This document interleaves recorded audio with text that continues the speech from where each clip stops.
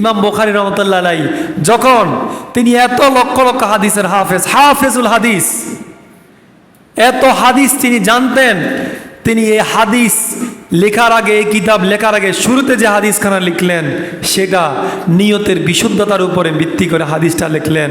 তিনি বুখারী শরীফের যে হাদিসটা সর্বপ্রথম লিখলেন, হাদিসটার নাম হচ্ছে ইন্নামাল আমালু বিন্নিয়াত। সুবহানাল্লাহ বলেন না? এত লক্ষ লক্ষ হাদিসের ভিতরে তিনি কোন হাদিসটা লিখবেন, প্রথমে মানুষের কাছে কোন হাদিসটা উপস্থাপন করবেন, তিনি চিন্তায় পড়ে গেলেন। পরে তিনি অধিক চিন্তা করে দেখলেন যে নিয়তের পরিশুদ্ধতা না থাকলে আমি যতই আমলের হাদিস এখানে লিখি না কেন, যত ইবাদতের হাদিস এখানে লিখি না কেন, যদি ওই ব্যক্তির ভিতরে নিয়তের ঠিক না থাকে, আমল করে কি হবে? এজন্য ইমাম বুখারী রহমতুল্লাহ আলাইহি সর্বপ্রথম বুখারী শরীফের ভিতরে যে হাদিসখানা লিখলেন, হাদিসখানার ইবারত হচ্ছে এরকম, ইন্নামাল আমালু বিন্নিয়াত। যে ব্যক্তির ভিতরে নিয়তের পরিশুদ্ধতা নাই, তার কোনো ইবাদত আল্লাহর দরবারে কবুল হবে না। সুবহানাল্লাহ বলেন। আল্লাহ রাসূলের যুগে মক্কা থেকে মদিনাতে যখন হিজরত করতেছে, অসংখ্য সাহাবায়ে কেরাম হিজরত করতেছে, আবাল বিদ্যা বনিতা হিজরত করতেছে। এই হিজরতের মাধ্যমে একজন লোক, ওয়া ইন্নামা লিকুল্লি ইমরিম মা নাওয়া ফামান কানা হিজরাতুহু ইলাল্লাহি ওয়া রাসূলি ফাহিজরাতুহু ইলাল্লাহি ওয়া রাসূলি। কোনো ব্যক্তি যদি আল্লাহর সন্তুষ্টির জন্য হিজরত করে, সে আল্লাহর সন্তুষ্টিই পাবে। এখন এই হিজরতের মাধ্যমে এক ব্যক্তি হিজরত করলো, তিনি কি করলো দেখেন, ওমান কানাত হিজরাতুহু লিদ-দুনিয়া ইউসিবুহা। এক ব্যক্তি হিজরত করলো সে দুনিয়ার জন্য। দুনিয়ার জন্য কেমন?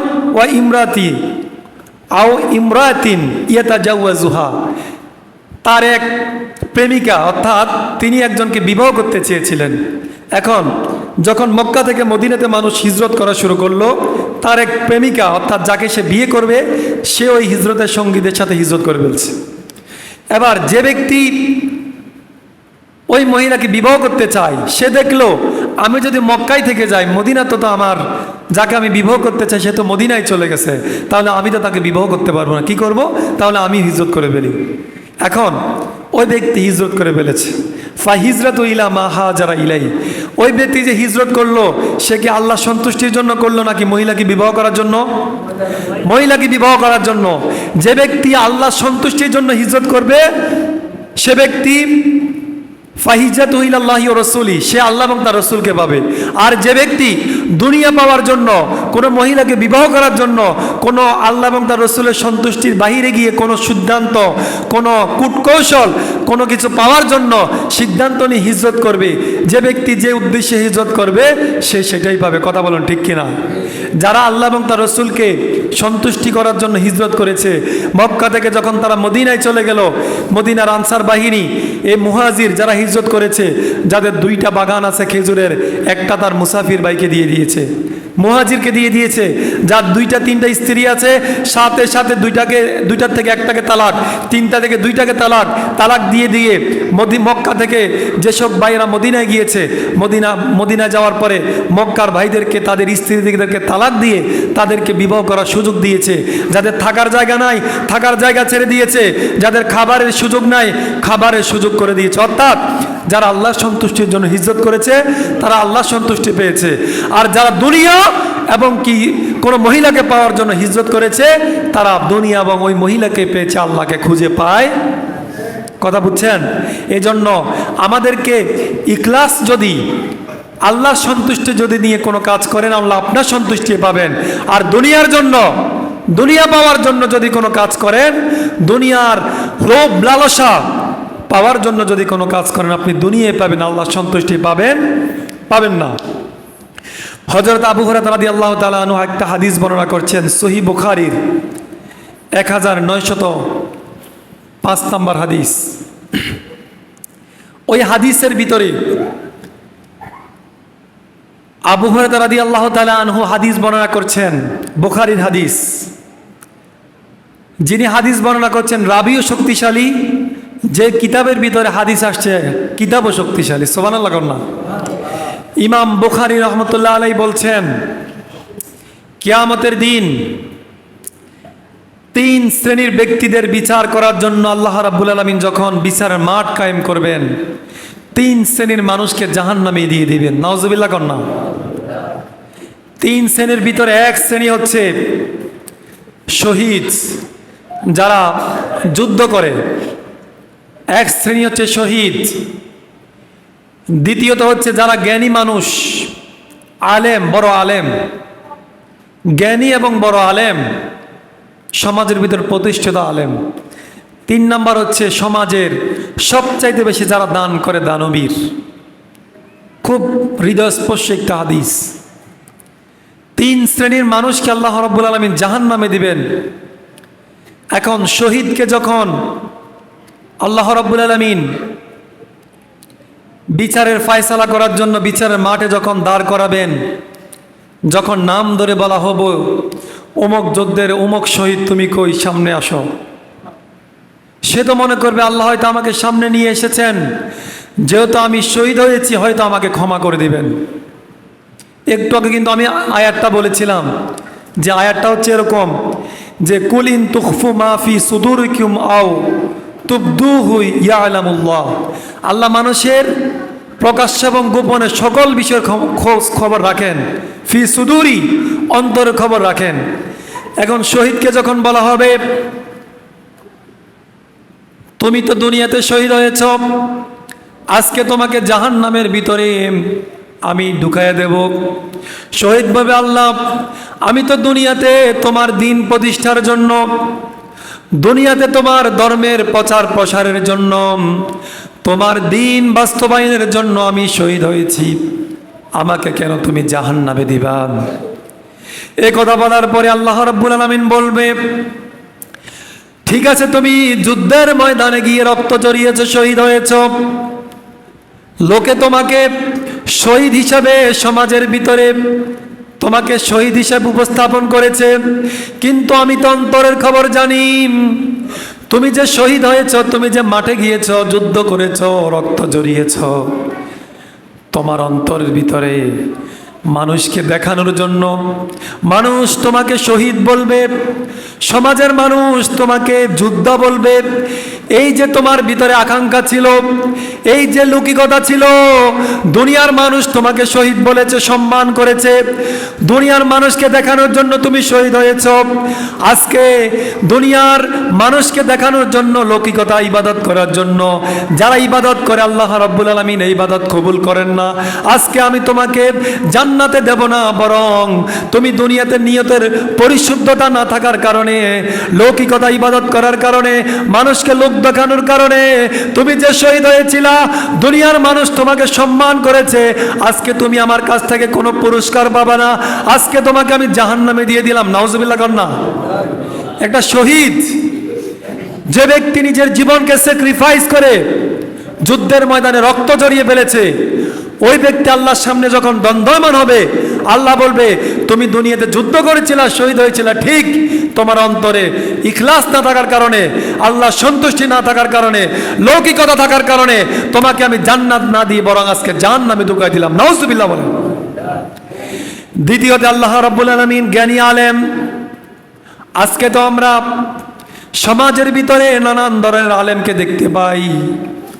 সমাজের ভিতরে আমাদেরকে কেউ একটু সম্মান না করলে আমরা মনে কষ্ট পাই, আমাদেরকে কেউ দাওয়াত না দিলে মনে কষ্ট পাই, সম্মান না দিলে, সালাম না দিলে মনে কষ্ট পাই। প্রিয় ভাইরা আমার, আল্লাহ রাব্বুল আলামিন কিয়ামতের ময়দানে যখন দাঁড় করাবেন, দাঁড় করানোর পরে আলেমকে ডাকি বলবেন ও দুনিয়ার সবচেয়ে সম্মানিত আলেম, এদিকে আসো, আমার সামনে দাঁড়াও।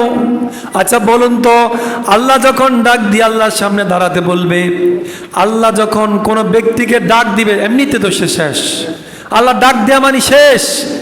আল্লাহ ডাক দেয়া মানে আপনার জন্য জাহান্নাম ওয়াজিব, জাহান্নামে আপনি যেতেই হবে। প্রিয় ভাইরা আমার, আলেমকে আল্লাহ রাব্বুল আলামিন ডাক দিয়া বলবেন সামনে আসো, আমি তোমাকে জাহান্নামে দেব।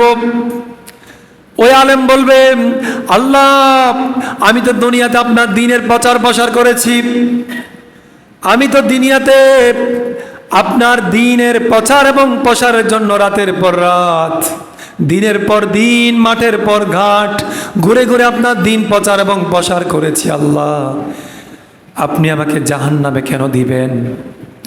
আল্লাহ রাব্বুল আলামিন তখন বলবেন, তুমি দুনিয়াতে সম্মান পাওয়ার জন্য আলেম হয়েছ, দুনিয়ার মানুষ তোমাকে সম্মান করার জন্য তুমি আলেম হয়েছ, দুনিয়ায় তুমি দিন প্রচার করেছো টাকা পয়সা ইনকাম করার কারণে, তুমি ধর্মের প্রচার করেছো, মানুষ তোমাকে দাওয়াত দিয়ে নিয়ে টাকা দেবে, তুমি দিনের প্রচার মন থেকে করনি, দুনিয়ায় সম্মান যেটা পাওয়ার দরকার ছিল আমি তোমাকে দুনিয়া দিয়েছি, সম্মান দিয়েছি, টাকা দিয়েছি, আজকে আমার কাছে আর তোমার জন্য অবশিষ্ট বলতে আর কিছু নাই।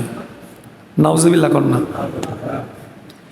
বড় ভয় লাগে এই যে আপনাদের সামনে কথা বলি, যদি আমার ভিতর ইখলাস না থাকে, এই যে কথাগুলো আজকে আপনাদের সামনে বলে যাচ্ছি, আল্লাহ রাব্বুল আলামিন যদি আমাকে কাল কিয়ামতের ময়দানে দাঁড় করায় যে তুমি দুনিয়াতে মানুষের কাছে সম্মান পাওয়ার জন্য তুমি কোরআন এবং হাদিসের কথাগুলো বলেছ, দুনিয়াতে তোমাকে সম্মান দেয়া হয়েছে, আজকে আমার কাছে কিছু নাই অবশিষ্ট, যদি আল্লাহ রাব্বুল আলামিন এমন কোনো কথা বলে, প্রিয় ভাইয়েরা আমার এক মানব জীবন ব্যর্থ হয়ে যাবেন। এজন্য আল্লাহ রাব্বুল আলামিন আমাদেরকে দুনিয়া লোভী আলেম থেকে হেফাজত করুক, আল্লাহুম্মা আমিন বলেন। দুনিয়া পাওয়ার জন্য যে সকল আলেম রাতের পর রাত দিনের পর দিন ছুটে বেড়ায়, আল্লাহ আমাদেরকে ওদের কাছ থেকে হেফাজত করুক, আমিন বলেন। প্রিয় ভাইরা আমার, যখন এই আলেমকে আল্লাহ রাব্বুল আমিন বলবেন তুমি তো দুনিয়াতে এই সব পেয়েছ, এখন আমার কাছে তোমার জন্য অবশিষ্ট কিচ্ছু নাই, যাও জাহান্নামে চলে যাও, নাউজুবিল্লাহ কন্যা, ওই আলেমকে আল্লাহ রাব্বুল আমিন জাহান্নামে দিয়ে দিবে। প্রিয় ভাইরা আমার, 3 নাম্বার হচ্ছে দানবীর। ওই দানবীর আল্লাহ রাব্বুল আলামিন বলবেন অমুক গ্রামের, ও রাঙ্গামাটিয়া গ্রামের সবচেয়ে বেশি যে দান করেছো তুমি কই, উঠে আসো।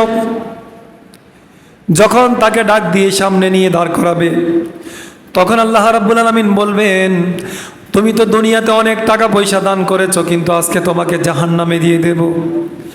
এই কথা বলার পরে সে পুপিয়ে পুপিয়ে কাঁদবে, আল্লাহ আপনার সন্তুষ্টির জন্য যাকাতের অর্থ দিয়েছি, দরিদ্রকে খাবার দিয়েছি, আল্লাহ দুনিয়াতে মানুষ অভুক্তকে খাদ্য দিয়েছি, অনেক মানুষকে দান করেছি, আল্লাহ আপনি আমাকে আজকে জাহান্নামে দিয়ে দিবেন, কেমন কথা এটা? আপনি আমাকে জাহান্নামে ঢুকাই দিবেন, কেমন কথা?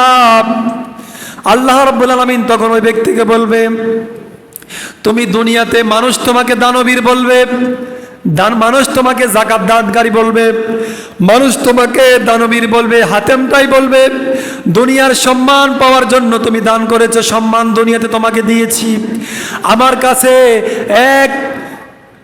এক ইঞ্চি পরিমাণ আর তোমার কোনো পুরস্কার বাকি নাই, দুনিয়াতে যেটা পাওয়ার দরকার ছিল সেটা দিয়েছি, আজকে তোমাকে আমি জাহান্নামে দিয়ে দেব। প্রিয় ভাইরা আমার, তাহলে 1 নম্বরে আল্লাহ রাব্বুল আলামিন যে ব্যক্তি শহীদ হয়েছেন, যদি আল্লাহর সন্তুষ্টির জন্য শহীদ না হয়ে দুনিয়ায় সম্মান পাওয়ার জন্য শহীদ হয়, ওই ব্যক্তিকে জাহান্নামে দিয়ে দিবেন। 2 নম্বরে কোনো আলেম যদি দুনিয়ার সম্মান পাওয়ার জন্য আলেম হয়, ওই আল্লাহ রাব্বুল আলামিন ওই আলেমকে জাহান্নামে দিয়ে দিবেন।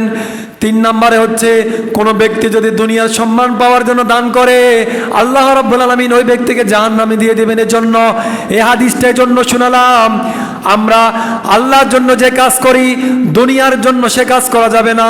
যত ধরনের কাজ করি, আমরা শহীদ হই, আমরা আলেম হই, আমরা দান করি, সন্তুষ্ট থাকতে হবে কার? সবাই বলুন কার?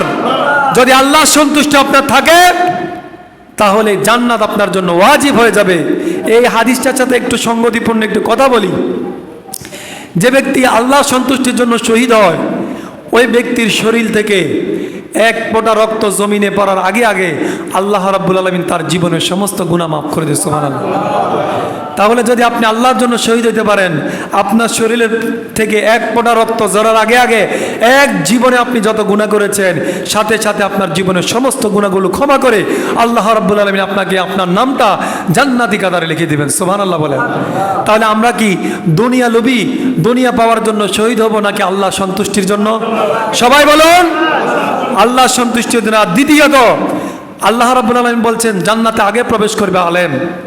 যদি আলেম বলতে শুধু পাঞ্জাবি টুপিওয়ালা নয়, আলেম বলতে যে ব্যক্তি জ্ঞানী, যে ব্যক্তি দিন বোঝে এবং প্রচার করে, আপনি হতে পারেন। যদি আপনি কোরআনের আলেম শিখে কারো কাছে বলেন আপনিও আলেম। আমি পাঞ্জাবি গায়ে দিয়েছি, আমি যে শুধু আলেম বিষয় এমন নয়, সবাই আলেম। রসুল বলেছেন বাল্লে গান্নি ওলা ওয়ায়া, এখানে শুধু আলেমদেরকে বলেন নাই, সবাইকে বলেছেন যে যতটুক জানো মানুষকে জানায় দাও। তাহলে আপনি যদি সূরা ফাতিহা জানেন, আপনি সূরা ফাতিহার আলেম। আপনি সূরা নাস জানলে সূরা নাসের আলেম। আপনি বুখারী শরীফের 10টা হাদিস জানলে আপনি বুখারী শরীফের 10টা হাদিসের আলেম। সুবহানাল্লাহ করুন না? তাহলে আমরা সবাই আলেম। তাহলে যদি আপনি আলেম হতে পারি, তাহলে আলেমদের জন্য শুধুমাত্র মানুষ নয়, বরং সমুদ্রের মাছ পর্যন্ত, ফিফিলিকা পর্যন্ত দোয়া করে। সুবহানাল্লাহ করুন না? তাহলে আমরা যদি দুনিয়ামুখী আলেম না হই, আল্লাহমুখী আলেম হতে পারি, তাহলে ওই আলেমদের জন্য দোয়া করবে পুকুরের মাছ, সমুদ্রের মাছ এবং গর্তের পিপিলিকা। সুবহানাল্লাহ করুন না? আর 3 নম্বরে দানবীর, যারা দান করে, যদি দুনিয়ার পাওয়ার জন্য দান না করে আল্লাহর জন্য করেন, যদি আজকে আপনি কাউকে 10টা টাকা দেন, কিয়ামতের ময়দানে আপনি দেখবেন একটা পাহাড়ের সমপরিমাণ দান আপনার আমলনামায় লেখা। আপনি বলবেন যে আল্লাহ, এত টাকা তো দুনিয়াতে আমার ছিল না, এটা আসছে কোত্থেকে? আল্লাহ বলবেন, তুমি যে ওই রাঙ্গামাটিয়া গ্রামের মসজিদে একদিন জুমার নামাজ পড়তে গিয়ে 10টা টাকা দিয়েছিলা, তুমি আল্লাহর সন্তুষ্টির জন্য 10 টাকা দিয়েছ, এই 10 টাকা আল্লাহ এমনভাবে কবুল করেছেন, আজকে লক্ষ লক্ষ বছর এটাকে আল্লাহ রাব্বুল আলামিন ফেলে পুষে বড় করতে করতে এমন বড় করেছেন, এই তোমার এই 10 টাকার বড় বদলতে তোমার এই সওয়াব উহুদ পাহাড়ের মতো হয়ে গেছে। সুবহানাল্লাহ করুন না? উহুদ পাহাড় কত বড় জানেননি? উহুদ পাহাড় লম্বাই হচ্ছে একবারে 3 কিলোমিটার লম্বা। সুবহানাল্লাহ কইতেন না? 3 কিলোমিটার লম্বা। আপনার কয়টা গ্রাম মিয়া? 3-4টা গ্রাম মিয়া। তাহলে এই যে আপনি 10 টাকা যদি দান করি, যদি সন্তুষ্টি থাকে আল্লাহর, তাহলে এটাকে বড় করে দিবেন কে? তাহলে আমরা বুঝলাম আজকের আলোচনা থেকে এটাই আমরা ক্লিয়ার হই, যত ধরনের ইবাদত এক জীবনে আপনি করবেন, এখানে লৌকিকতা মানুষ দেখানোর জন্য হবে নাকি আল্লাহর সন্তুষ্টির জন্য? সবাই বলুন।